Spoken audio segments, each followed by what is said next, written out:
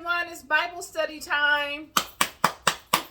Yay! I changed my location in my house. So I went from my office area, which overlooks my kitchen, to the dining room because I got better lights. I went to Sammy's camera and I got me some light. So I'm excited about the aesthetics today. So want to come on today, you all, with a thought-provoking Bible study. I know last week's Bible study was a bit emphatic, it was a bit much, but this tone today, I think Spirit is showing me the text that I'm speaking to today is a little bit more uplifting. It's more inspiring, renewing, refreshing. So we are still in the book of Isaiah. We are going to be reading out of the book of Isaiah, chapters 11 through 12. And then we're going to skip over to chapter 19, and we're going to read from verses 19 through 25 today. Okay, so just as usual, you guys, if you find any of my content thought-provoking, if you find any of it relevant, if you find it necessary to take the time out of your day or week to invest in listening and ingesting it, please subscribe, please click like, and please share. My content will automatically default to your timeline, and you'll be notified on YouTube when I download new content. Okay, so let's get started. Let me go ahead and invoke the Spirit of God to assist me in the discernment of His Word, and we will go ahead and begin.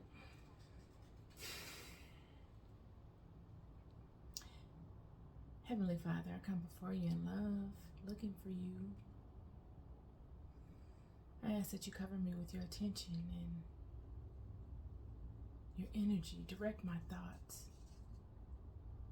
Use me as your vessel in the discernment of your word to your children. Cover this space with your attention and your protection. I love you so deeply and I thank you. In God's name I pray, amen. All right, y'all. Okay, so like I said, last week it was a little bit, it was very much so high energy. And, I just move with the way Spirit moves through me. And there's no way I could script it. It just comes. And like tonight, I was sitting here thinking, okay, which way am I going to go with the text today? I knew where I was in the book, but I just didn't know which way I wanted to go because this book of Isaiah is a bountiful collection of knowledge, of wisdom, of many talking points that we could dive into. And so I just didn't know which way to go. And I'm going to go with what I feel is the direction Spirit would like me to go to. And that is speaking in chapters 11 and 12. And then we're going to skip to 19. Okay. So let's get it going. Chapter 11. And there shall come forth a rod out of the stem of Jesse, and a branch shall grow out of his roots. And the Spirit of the Lord shall rest upon him, the Spirit of wisdom and understanding, the Spirit of counsel and might, the Spirit of knowledge and of the fear of God. And shall make him of quick understanding in the fear of the Lord. And he shall not judge after the sight of his eyes, neither reprove after the hearing of his ears. But with righteousness shall he judge the poor, and reprove with equity for the meek of the earth. And he shall smite the earth with the rod of his mouth, and with the breath of his lips shall he slay the wicked. And righteousness shall be the girdle of his loins, and faithfulness the girdle of his reins. The wolf also shall dwell with the lamb, and the leopard shall lie down with the kid, and the calf and the young lion and the fatling together, and a little child shall lead them.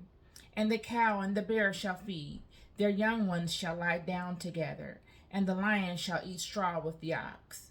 And the sucking child shall play on the hole of the asp, and the weaned child shall put his hand on the cockatrice den. They shall not hurt nor destroy in all my holy mountain, for the earth shall be full of the knowledge of the Lord, as the waters cover the sea. And in that day there shall be a root of Jesse, which shall stand for an ensign of the people, and it shall the Gentiles seek, and his rest shall be glorious. And it came to pass in that day that the Lord shall set his hand again the second time to recover the remnant of his people, which shall be left from Assyria, and from Egypt, and from Pathros, and from Cush, and from Elam, and from Shinar, and from Hamath, and from the islands of the sea. And he shall set upon an ensign for the nations. I shall assemble the outcasts of Israel, and gather together the dispersed of Judah from four corners of the earth. The envy also of Ephraim shall depart, and the adversaries of Judah shall be cut off. Ephraim shall not envy Judah, and Judah shall not vex Ephraim. But they shall fly upon the shoulders of the Philistines toward the west. They shall spoil them of the east together. They shall lay their hand upon Edom and Moab, and the children of Ammon shall obey them. And the Lord shall utterly destroy the tongue of the Egyptian sea. And with his mighty wind shall he shake his hand over the river, and shall smite it in the seven streams, and make men go over dry shod. And there shall be a highway for the remnant of his people, which shall be left from Assyria, like it was to Israel in the day that he came up out of the land of Egypt.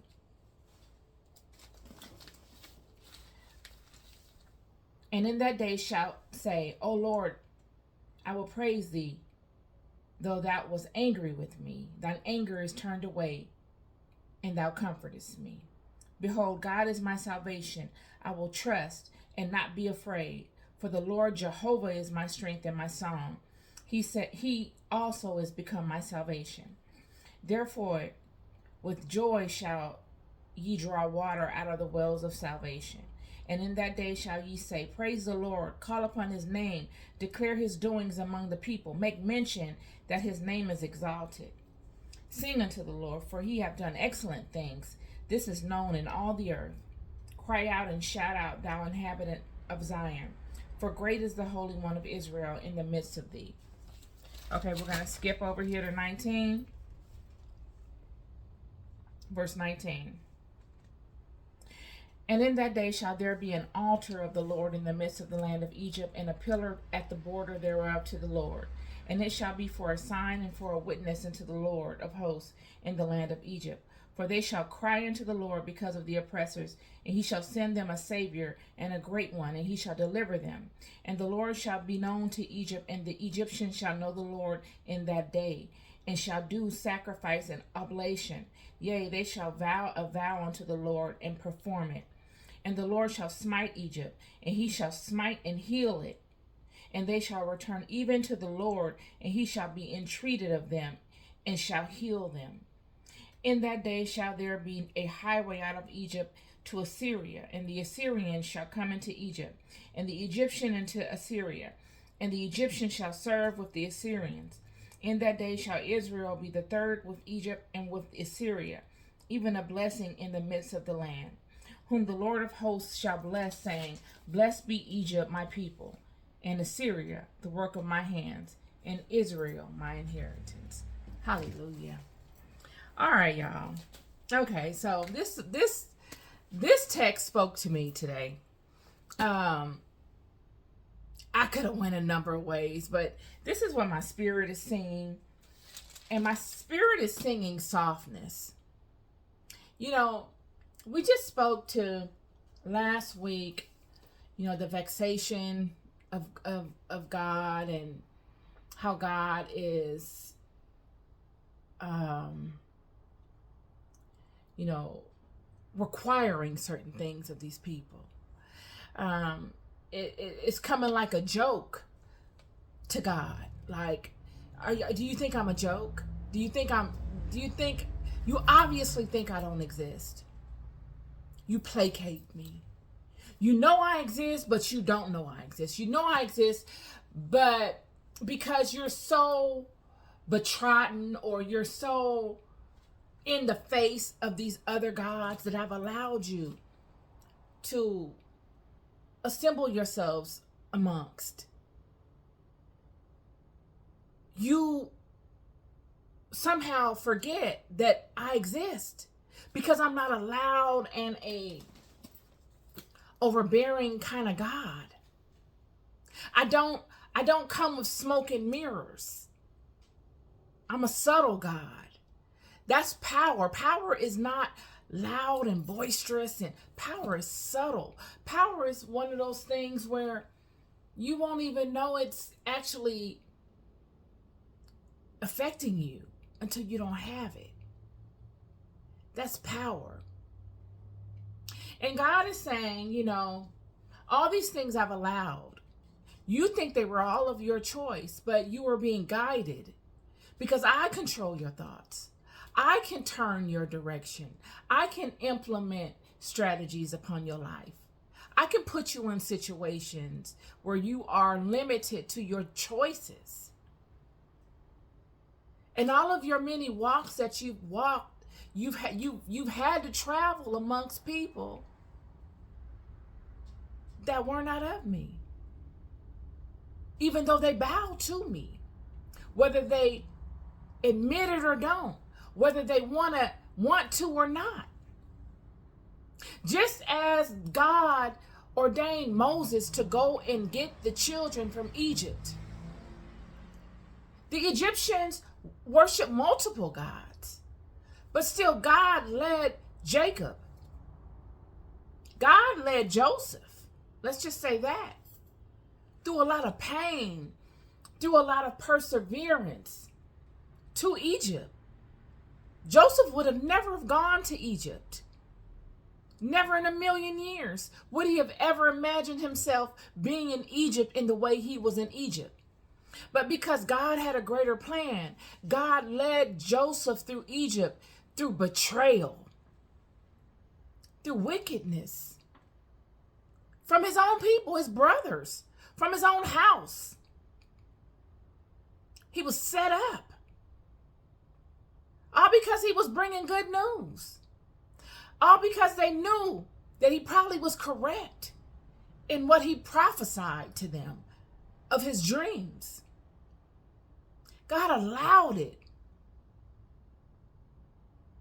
And regardless to what their feelings were at the time, whether they were agitated with him because Jacob loved him so much, or whether they were agitated with him because he was probably very proud because his father invested a lot of time into him, maybe more time into him than Jacob invested into his other brothers. So there may have been a little sibling rivalry. But these are the ways that God does things. Because God never, not once have I ever seen God come and just really lay out a plan to people. These people have defaulted into their paths by betrayal, by pain, by lack, by deceit, by wickedness. But the whole time it was the hand of God. Even though during it, you couldn't have convinced them that it was of God. Do you think Joseph's brothers would have ever thought, oh, well, God is provoking us to put Joseph in this pit? God is provoking this feeling of animosity in us so that we will eventually sell him off into slavery and come back to our own father and tell him that his beloved son is dead. They didn't know it was God, because these are the ways that God moves. So, nonetheless, we're in a text now where God is speaking life. He is speaking hope. He's been speaking hope the whole time. In the last Bible study, he was telling the children, these are the punishments that I will put upon you, just like Deuteronomy. These are the punishments. This is what you're going to deal with, because you are a stubborn people. You just stubborn. So you make your own path. But my hand is still stretched out. My arms are still open wide. But these are the rules. I spoke to this many Bible studies ago about why God establishes so much fear. I don't believe it was a fearful thing in the beginning when Adam and Eve were in the garden or before the fall. I don't believe it was fearful. I don't believe it was a fear-based environment. But just as any parent that establishes rules and structures, it's a loving environment. I tell you don't do this. I expect you not to do it out of respect and honor for me because this is how I have raised you. But once I feel as if you are looking to manipulate me, once I see that you have manipulated me and you have gone against my word in the way that the children did due to the information bestowed upon them by the fallen angels, God was betrayed by everybody. Everybody betrayed. His angels betrayed. His angels betrayed and then went straight for the women. The people, the women that procreate. The women that nurse the family. And they caused her to betray. And in getting her to betray, they got her to betray, to get her husband to betray. Everybody betrayed. And God said, I can't allow this anymore. This is anarchy. Can't allow this. I gotta put my foot down. Even though it hurts me to do it. I need you to fear me now. Because just respecting me and loving me in that way is not enough. Because now we've let another element in. And that is what we will talk about in this book today. And that element that was let in was wisdom, was knowledge. Let's just say it was knowledge because it wasn't wisdom at the time. Knowledge through experience births wisdom. But it was knowledge that corrupted everything. So when we see here, God is speaking life and he's saying, and there shall come forth a rod out of the stem of Jesse, and a branch shall grow out of his roots. And the Spirit of the Lord shall rest upon him, and the Spirit of wisdom and understanding, the Spirit of counsel and might, the Spirit of knowledge and of the fear of the Lord. All of these things are necessary at this point because of the initial betrayal. In order to keep any structure going on at this point on, because of the knowledge that was bestowed, you have to fear me now. Whereas before you did not need to fear me because you didn't know anything other than what I told you. And I was your everything. But now this other aspect has crept into the mind. And just as a seed planted, with the tension, it multiplies. So now they are wild. They are knowledgeable. Now they have the knowledge. Now they have the knowledge and they have the ability to choose. But they don't have the discernment. They don't have the experience. So all that they created ate at them. It ate away at the integrity. And now they are worshiping the works of their hands. The smarter they got with knowledge, the dumber they got in spirit. They had forgotten the original aspect of who they were. They forgotten. They didn't even realize that that was the most powerful aspect of them. And that everything that they created lessened that aspect. Because now you're creating other things. You are taking parts of yourself and creating other things as extensions of you. Let me keep going. So God is speaking life and he's saying, I'm going to renew your spirit. I'm going to bring up another amongst you because this is how God moves. The Messiah, the one that is going to come and help you is going to come from amongst you. It is going to be one of you. And he's saying that it will get back to the original stasis of things. We will get back to how it was before all of this knowledge was implemented. We're going to reset it. You have gone full spectrum. By the time we get to this is a prophecy in a sense. By the time it gets to this, you have descended from the 12 o'clock hour. You hit the 3 o'clock point. And you see the error in your ways. You're struggling. You're in condemnation. I have you punished. You get to the 6 o'clock hour. You've been in default. You've fallen so low that you are not even a remnant of the might that you were. You are a mockery to the nations. It says here,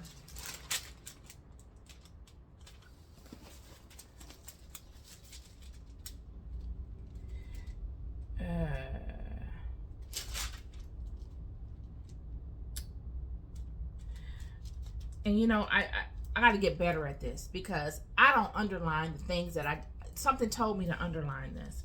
But it says in the script that they will just be a remnant. I can't remember exactly what the verbiage was, but they will be just a remnant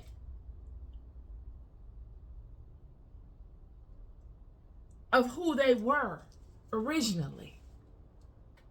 The vessel will be just a remnant of the mighty vessel that housed the living God originally.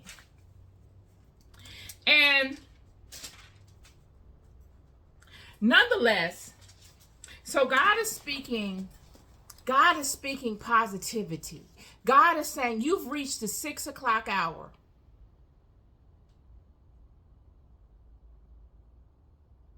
If you turn away, if you realize how you have fallen, and you turn away,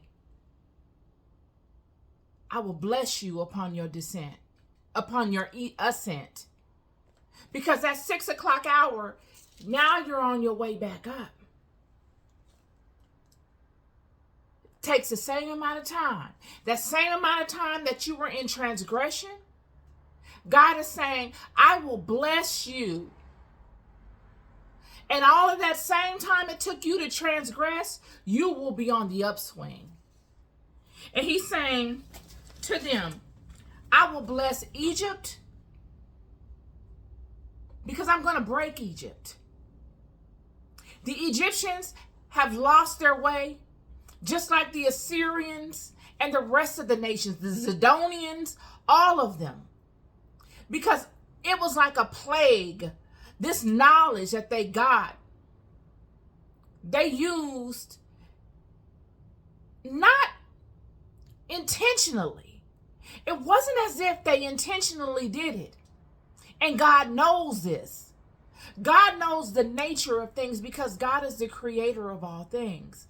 God knows that once these fallen angels gave them this information, that this information was going to do nothing but multiply. So there had to be a season for this thing to work its way out, for them to even be able to get to this space. Everything has a season. And these children have spent a season. All of their forefathers, before the flood, even after the flood, have spent a season, and we're still in a season. We are in a mighty season, y'all, of the same thing. When you look at the world right now, with all of the technology that we have, this technology that we have had and that we use, has it really made us better? I'm not against it. I'm talking to you through technology. We get nowhere without it nowadays. Nowhere. So much so that without it, what would you do? And more of it is being poured on. This is what God and the children have been fighting the whole time. It's technology. Now, I'm not saying to not adjust to technology. I'm just reporting what's in the book.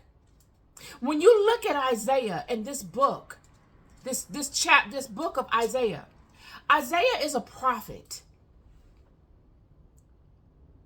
Isaiah is a mighty prophet of God. He's one of the pillars as far as prophets. Isaiah left and went in the wilderness because the world had gotten so corrupt. It just says in the book that Isaiah even walked naked in Ethiopia and Egypt. As a way of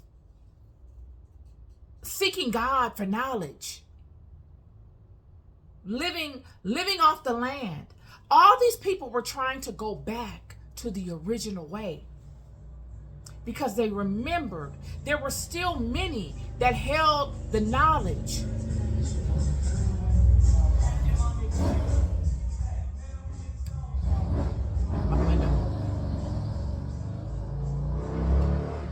So there were many of them that still had the knowledge that of the old way. And Isaiah was one of them. And instead of succumbing to all of the ways of the people, and instead of looking like a sore thumb as one that was holding on to the remnant of the past, he ended up saying, you know what, I'm going to leave. He and his other group of prophets. And they left and they went out into the desert, to the remote areas, and they lived amongst each other. There were many that did this.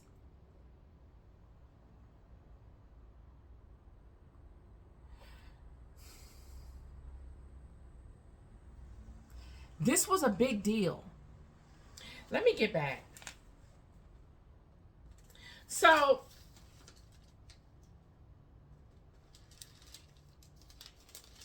God, the prophecy is saying that it will default back to the old way.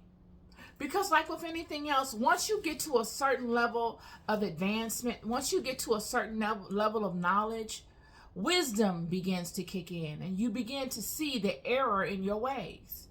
You begin to see, well, why have I set myself up in this system of things? I've actually made my life so much difficult. The way we had it was so much more easier. It was simpler. Remember when those children got off that boat, they were traumatized. But could you imagine prior to being on the boat, before all of this, there was no trauma. They were birthed into a loving environment. This is before the fall. And all they knew was family, community.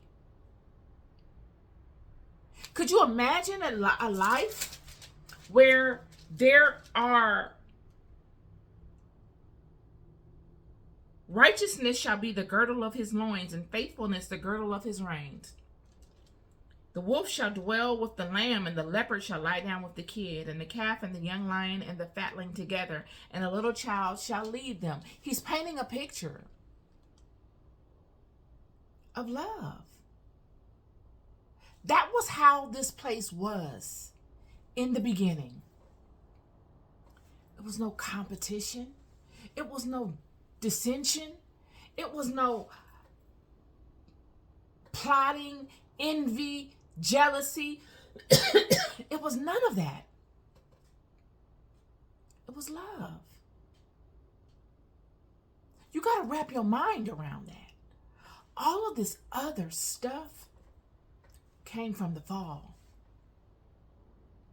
All of it is not organic to this planet. But God is saying we will get back to that because you will get tired of this way. You will get tired of competing with one another. You will get tired of bowing to these other gods and entities that require all of this wickedness. You will get tired of it. Because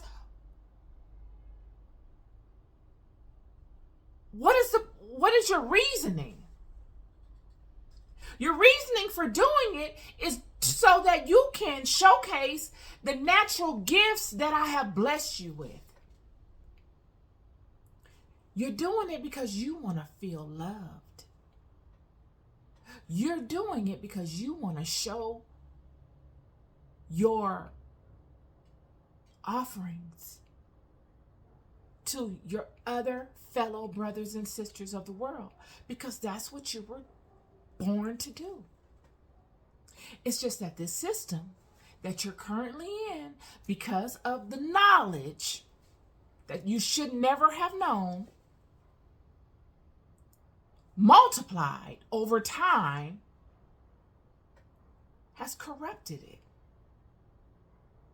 So now you're doing what you really were created to do, but you've been turned, and you're doing it in the wrong way. Because now to compete, to be able to be showcased, you gotta do all this other stuff when you really, initially, you were never supposed to do it that way.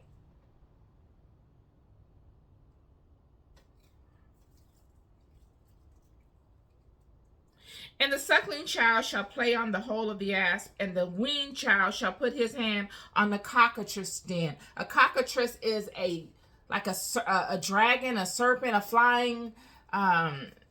It's a evil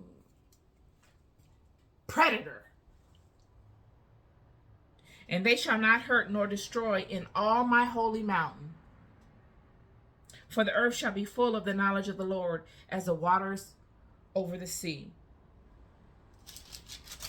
It's a peaceful place. It is nothing but goodness. Nothing.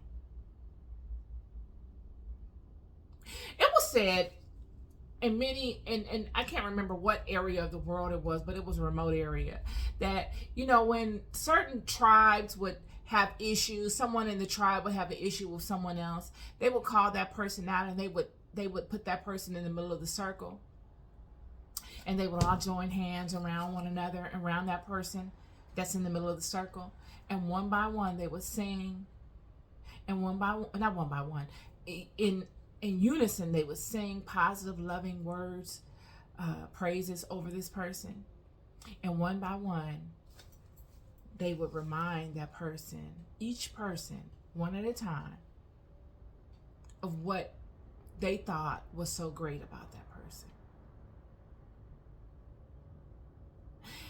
And when I read it, I thought, wow, isn't that powerful? Isn't that a powerful way to heal somebody? Because we all want to be loved. There's not one person in the world that does not want love. I don't care how much trauma they've experienced. I don't care what they've done against themselves. Because whenever you harm someone else, you're just harming yourself. I don't care what they've done. I don't care how long their personal rap sheet is. Every last one of us want to be loved. Because we've been created that way. We're all bound to the same laws. Even though many of us have the techniques and the skills to avoid certain natural laws, all you're doing is avoiding it. You're not stopping it. You're avoiding it. We are all bound to the same laws. That is the humble thing about this life. So when I read this text and it speaks to all of the positivity that God is saying, He's saying, yes, you all have done the total opposite of what you were created to do. And I understand. I understand it all. Even the fallen ones, they were once my loves. Even the fallen angels, the ones that we want to create and say are so wicked, They loved God. They were God's soldiers. They were God's enforcers. They were masters at their own respective craft. That's what made it hurt so bad.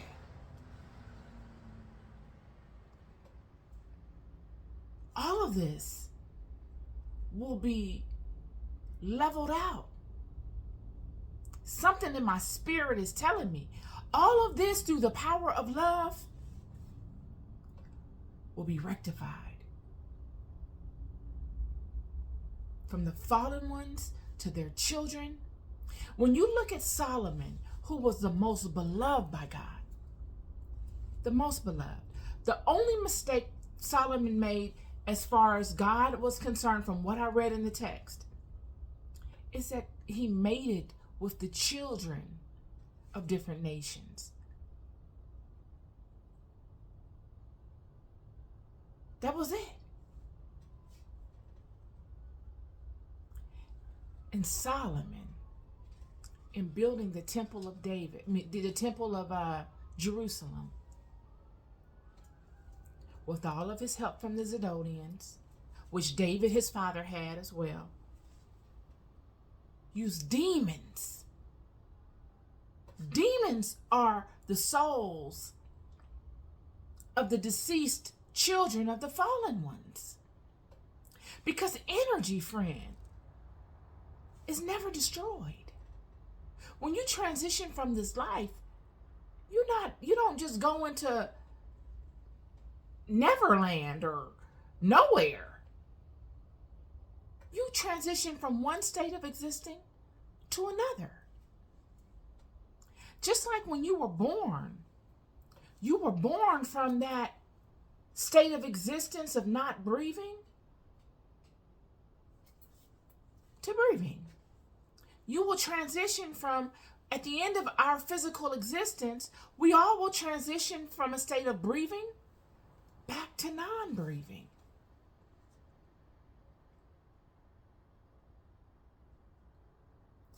David,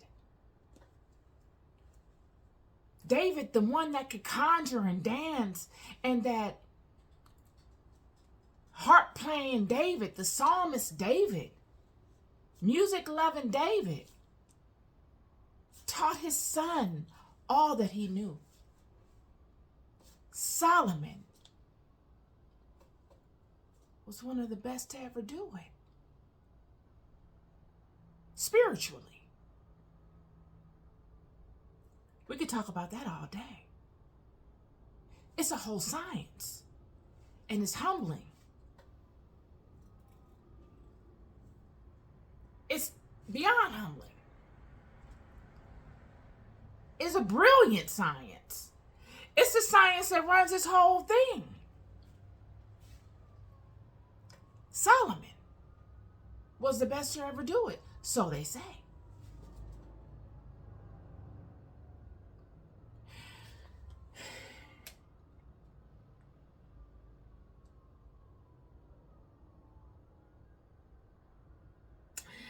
And in that day thou shalt say, O Lord, I will praise thee, though thou wast angry with me. Thine anger is turned away, and thou comfortest me. Behold, God is my salvation. I will trust and not be afraid. For the Lord Jehovah is my strength and my song. He also has become my salvation. You know what that says to me? That says that in that day, the children, all of them, that come to the realization of the error of their ways, that they can actually acknowledge it, will be, when they are forgiven. It says here, and in that day thou shalt say, O Lord, I will praise thee, though thou wast angry with me. Thine anger is turned away, and thou comfortest me. Behold, God is my salvation. I will trust and not be afraid, for the Lord Jehovah is my strength and my salvation. He has also become my salvation. He's saying,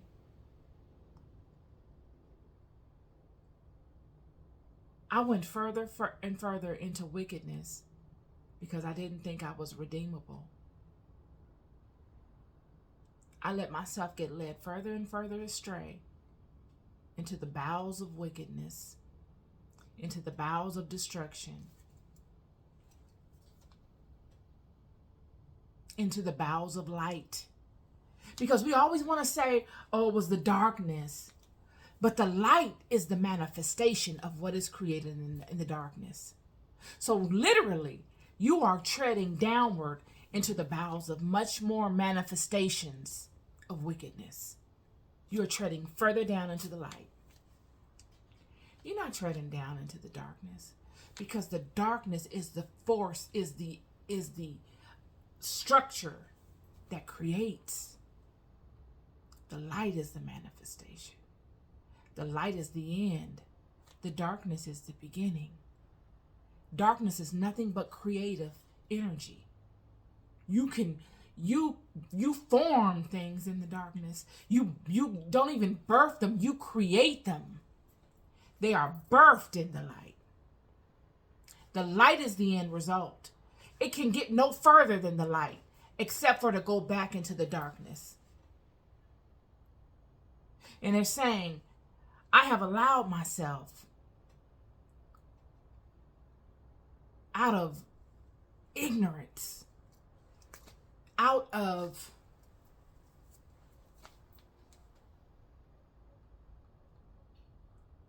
the fear of rejection, out of the fear of being rejected, out of the fear of hopelessness, I've allowed myself to spiral.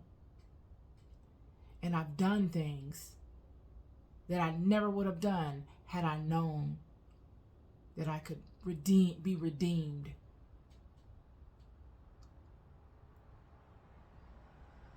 And now that I know that I can be redeemed, there is a new hope. That's what this is saying. There is a new hope. And in that day I shall say, O Lord, I will praise thee, though thou was angry with me. Thine anger is turned away, and thou comfortest me. Now that I know there is hope, I can deal with the situation.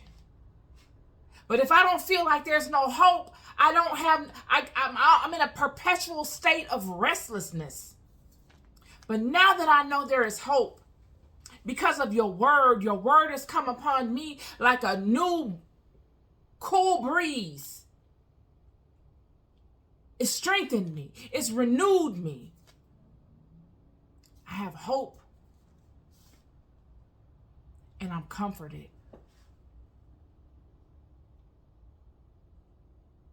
This was on my spirit to speak today. What person is more powerful? What person has a more powerful testimony than one that has spiraled? One that has felt hopeless. This is why God allowed these children's forefathers to be brought up amongst a nation of people that was completely the opposite of what God wanted these people to be. Friends, sometimes you got to travel roads that are not godly. You got to go through different situations that are not of God. It were the things that were not of God that taught me God the most. If I only went through the things that were of God in my life, I would not be who I am. I wouldn't have any of my experiences. It was the things that were not of God that proved God to me. Not out of faith, not out of just hope, out of trial and error, out of a first-person perspective. Not for a look, not for a like, but because I'm here in this life. And I need to know what's going on around here. Because I can see patterns.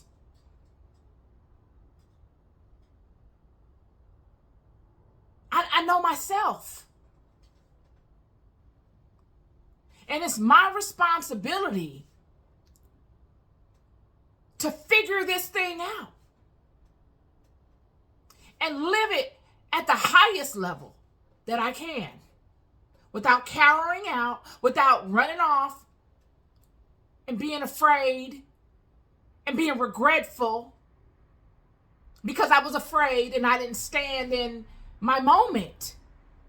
And a lot of times your moments be things that are hurtful. Your moments be things that are depressing. Your moments be things that really take every bit of the strength you have in you just to take a step forward. Your moments are the moments that you are by yourself, when you don't have anybody else that is in agreement with you, but you are fortified in your agreement with yourself. Because there's been many walks you've had before them, and you ain't got no choice. This is a positive word to somebody that may have felt unworthy. These children are some stubborn children. These children are still stubborn to this day. It takes another stubborn child from amongst them to communicate with them, because they are stubborn. Yet God loves them so deeply.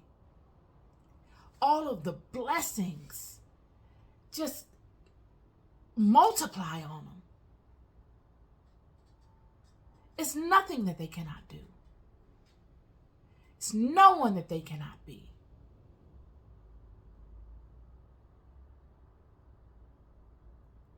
Therefore, they will always be able to meet the mark. And this is why God never gives up on them. He will make them stand in the wilderness for 40 years. He will allow a whole generation to come and go, only to resurrect himself in their children. Because what is in the mind must go.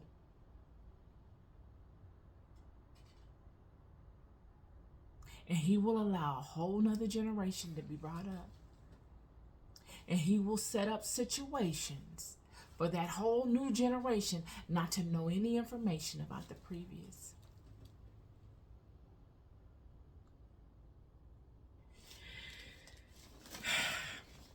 This is my Bible study for today. It is the love that is never ending. This garden was created to be a loving place. And it will be a loving place. It is a loving place now. It is just that the perception is turned.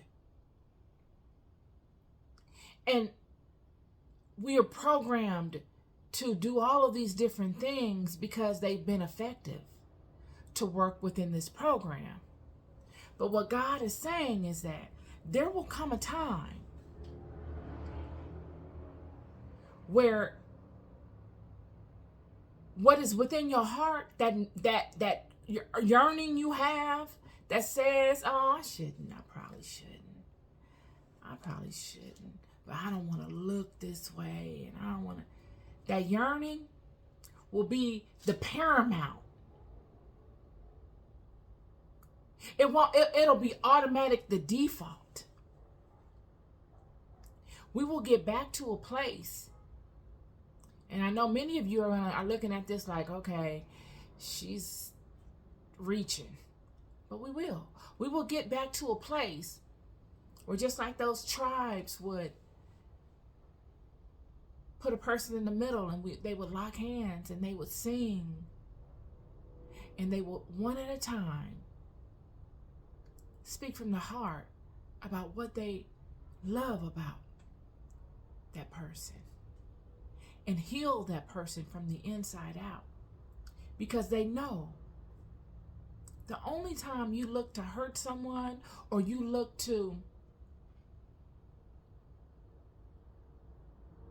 push a person away, and I'm only speaking from my perspective, the only time that I've been able to do those things is because I didn't feel understood, or I didn't feel loved. Yeah. So how do you counteract that? You counteract it with love.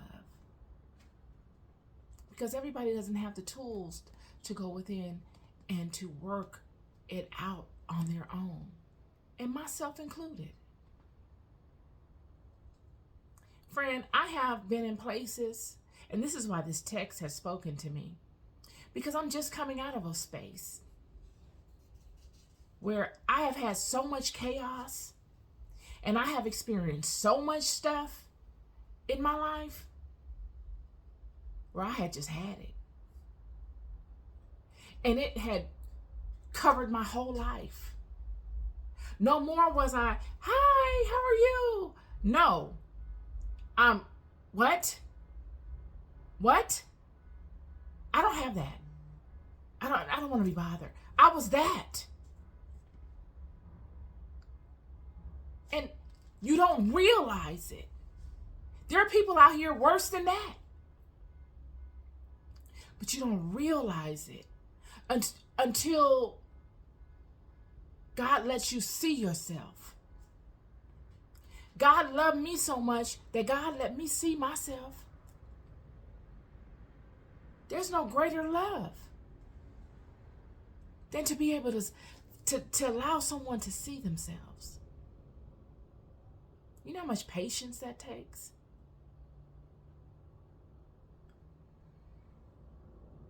I'm just here to tell you, you're loved. You're loved more than you'll ever know. You are loved way more than you'll ever know. And just like God, after all of his trials with Egypt and Assyria and their wickedness, God healed them. Isaiah 19, verse 25. Whom the Lord of hosts shall bless, saying, blessed be Egypt, my people. He's calling them my people now. And Assyria, the work of my hands. And Israel, my inheritance. All except for Israel, even Israel, because Israel has been condemned. But all of them, God has turned. Egypt, Assyria. Assyria was the strongest, mightiest nation in the world at the time. They were wreaking havoc on people. They were turning the children in every other nation. So was Egypt. Egypt was a smorgasbord of gods. Smorgasbord of gods. It's hometown buffet, golden corral of gods. And God said, Egypt, my people. Assyria, the work of my hands. And Israel, my inheritance. That is my word today.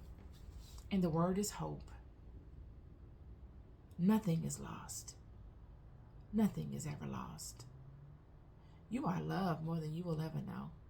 And I'm just here to remind you. Be good to yourselves and be good to each other. Peace and love.